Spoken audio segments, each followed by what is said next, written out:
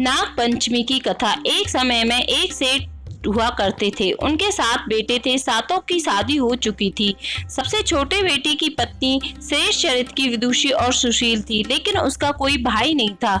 एक दिन बड़ी बहू ने घर लीपने के लिए पीली मिट्टी लाने के लिए सभी बहुओं को चलने को कहा। इस पर बाकी सभी बहुएं उनके साथ चली गईं और डालियां और खुरपी लेकर मिट्टी खोदने लगी। तभी वहां एक नाग निकला। इससे डरकर बड़ी बहू ने उसे खुरपी से मारना शुरू किया। इस पर छोटी बहू ने उसे रोका। इस पर बड़ी बहू ने सांप को छोड़ दिया। वह नाग पास में ही जा बैठा। छोटी बहू उसे यह कहकर चली गई कि हम अभी लौटते हैं, तुम जाना मत। लेकिन वह काम में व्यस्त हो गई और नाग को कही अपनी बात को भूल गई। अगले दिन उसे अपनी बात याद आई। वह भागी भागी उस ओर गई। नाग वहीं बैठा था। छोटी बहू ने नाग को देखकर कहा, सर भैया नमस्कार। नाग ने कहा, तूने भैया कहा, तुझे माफ करता हूँ, नहीं तो झूठ बोलने के अपराध में अभी डस लेता। छोटी बहू ने उससे माफी मांगी तो सांप ने उसे अपनी बहन बना लिया। कुछ दिन बाद वह सांप इंसानी रूप लेकर छोटी बहू के घर पहुंचा और बोला, मेरी बहन को भेज दो। सबने कहा, इसका तो कोई भाई नहीं है। तो वह बोला, मैं दूर के रिश्ते में इसका भाई हूँ, बचपन में ही बाहर चला गया था। उसके विश्वास दिलाने पर घर के लोगों ने छोटी को उसके साथ भेज दिया। रास्ते में नाग ने छोटी बहू को बताया कि वह वही नाग है और उसे डरने की जरूरत नहीं है। जहाँ चला ना जाए मेरी पूंछ पकड़ लेना। बहन ने भाई की बात मानी और वह जहाँ पहुँचे वह सांप का घर था।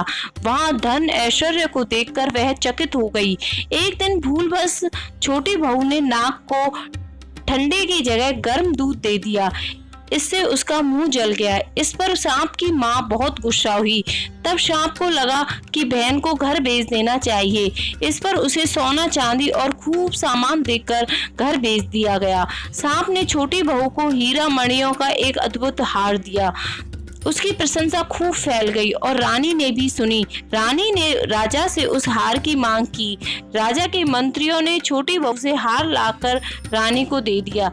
छोटी बहू ने मन ही मन अपने भाई को याद किया और कहा, भाई, रानी ने हार छीन लिया। तुम ऐसा करो कि जब रानी हार पहने तो वह सांप बन जाए और जब लौटा दे तो फिर से हीरे और मणियों का हो जाए। सांप ने वैसा ही किया।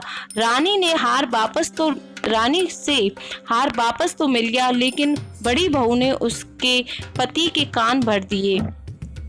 पति ने अपनी पत्नी को बुलाकर कहा, यह धन तुझे कौन देता है? छोटी बहू ने सांप को याद किया और वह प्रकट हो गया। इसके बाद छोटी बहू के पति ने नाग देवता का सत्कार किया। उसी दिन से नाग पंचमियों पर स्त्रियां नाग को भाई मानकर उसकी पूजा करती हैं। ओम नमः शिवाय।